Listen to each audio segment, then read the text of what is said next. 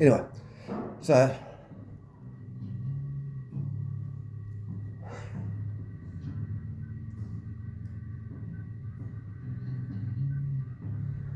bit like the red dream, but anyway, that's a joke. So we're going to make a triple reduction Mac axle. So what you do is you touch our pinion to say, I don't know, wide 4.6 inches. Then you make the driven spiral bevel crown wheel 5.6 inches. And then you make the driven helical pinion 6.6 inches. And you make the crown wheel, obviously, if it's 3:1, then you've got to make the crown wheel that's 3 times 6.6 inches. 6.6, that's 18, 19.8 inches. So, and then anyway, there you go. So that's your Mac axle done. Triple reduction Mac axle.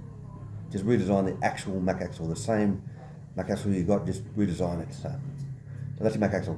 Now, when it comes to tuning engines, all right, they've got catastrophically high oxides of nitrogen now, and zero soot particulates and hydrocarbons. That's the result of high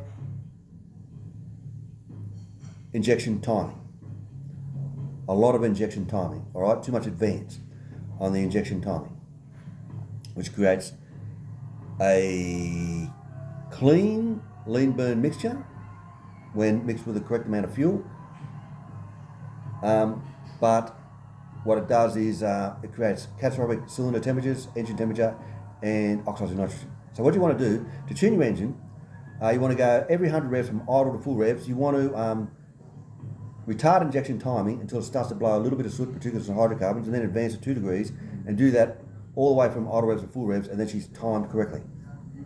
And then that'll protect your main bearings from working loose, because see, when a piston goes up like that, and it's like that, and then it fires there, it wants to go back the other way, and it's putting incredible load on the main bearings. But when it goes up like that, and it's timed correctly, and it goes there, and then it goes around in the direction of rotation.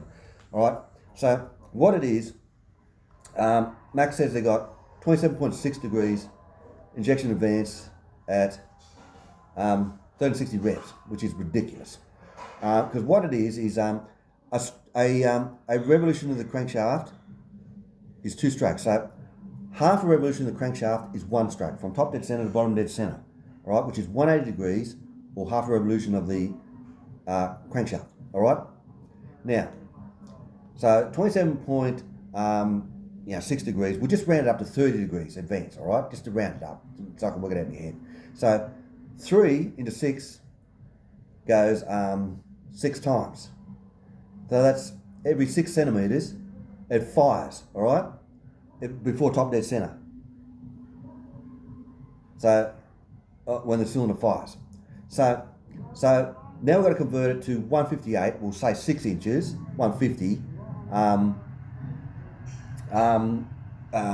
which is the stroke, 158. We'll say 150. Correction, 160. So the stroke is 158. So the stroke is 160, and the stroke is 160 degrees of the actual engine, but the actual stroke is on the crankshaft is 180 degrees, and it's timed in regards to actual rotation of the crankshaft 180 degrees. So the timing is based upon 1 stroke 180 degrees, not the actual stroke of the bore. All right. So we've got to convert the stroke of the engine 180 degrees into the actual bore. So the 180 degrees is the actual stroke, and the bore is only 160 degrees. So 20 goes into 160. So 20 goes into 160. So 20, 160, 12, 6 2s are 12. Hang on, so 20 into 160, so 20 into 160, so what percentage is that? So I've got to work this out.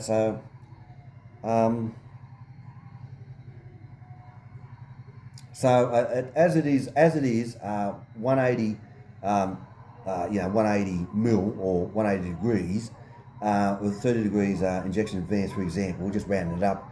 That's 33%. That's just under 33% of stroke. So that's about 54 millimeters. All right, but now we've got to convert it into the actual stroke of uh, um, uh, 160 millimeters, and 160 millimeters is 100%. So that which is a stroke. So so 20 into 160. Hang on. So it goes in. So that it goes in 100 5 times. That's 20%. And so hang on. So that's 160 is 100%. So 160 is 100%.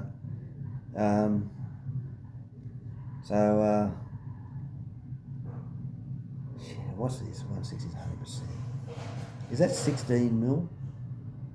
160 is 100%. 100% is 160. And 20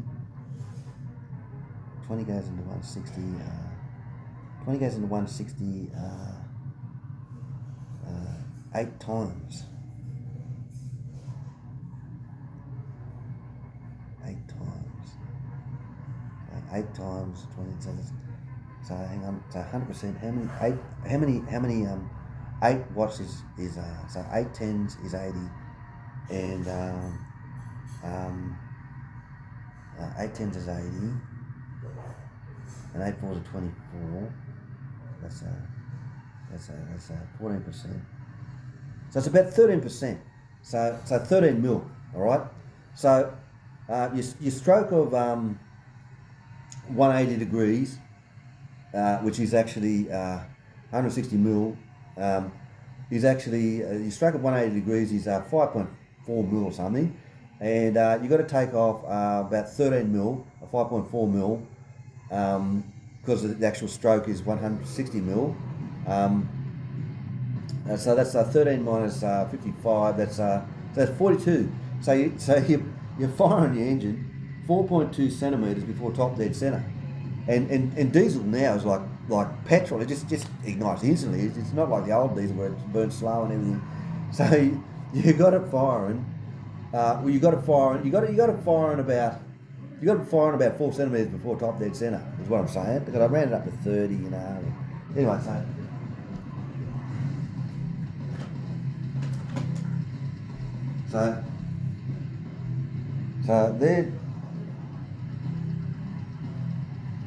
so there's your stroke, 158. There's your stroke, 158, and you've got it firing there at full. There's top dead center. There's the top of the bore, all right, and you got it firing there.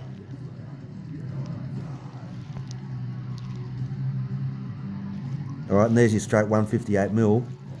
So 4 fours.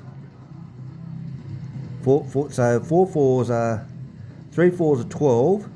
That's 33%. And 33%. And hang on, 20 goes into. Hang on. What's that? So you got 4. Hang on, it's 25%. So it's 25% of your stroke. It's firing 25% of your stroke before top dead center. 4 centimeters before top dead center, roughly. So that much before top. It's firing that much before top dead center. When your fingernail is there, to the top there, and since petrol is like so that's how much it's firing. See when my fingernail is there, my fingernail there, and that's how much it's firing before top dead center. Very close to that, and that'll be about 27.6 degrees. So, and that's actually a quarter of your stroke. 4 fours are 16. That's a quarter of your stroke, 25% before top dead center, and if you ever get a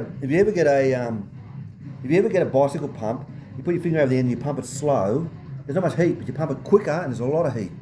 So what I'm getting at is you've got it in reverse. I mean, the more you rev it, you don't want to advance it so much because at low revs you don't want to. At low revs you want a reasonable amount of advance because it takes longer to ignite the fuel because there's not much piston speed and therefore the air doesn't get hot until it travels up further. So and so if you have it too much advance, if you have it too much advance, theoretically it won't ignite because it will. It'll spray the fuel in, but it'll be a dirty combustion process because the fuel oil will be in there, and then sprayed in there, atomized, and then when it travels up, it finally ignites. So it'll be a soot trap. It'll pollute. So you've got to get the timing right. So when it fires in, it's ready to ignite.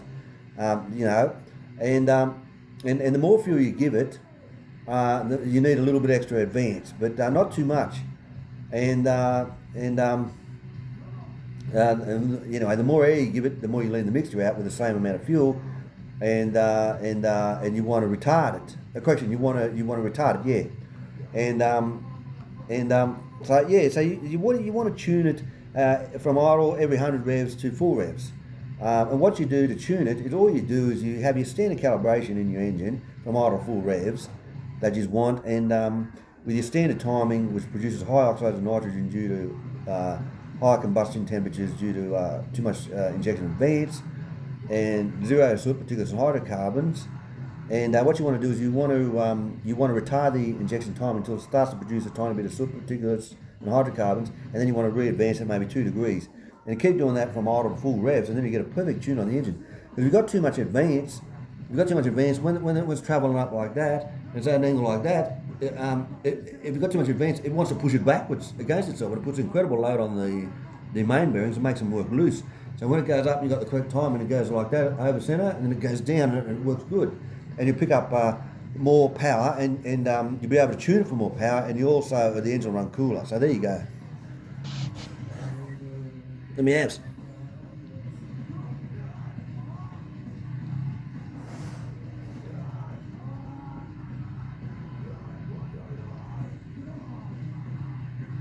I'm fabulous. I'm the Lord Humongous. There you go, mate.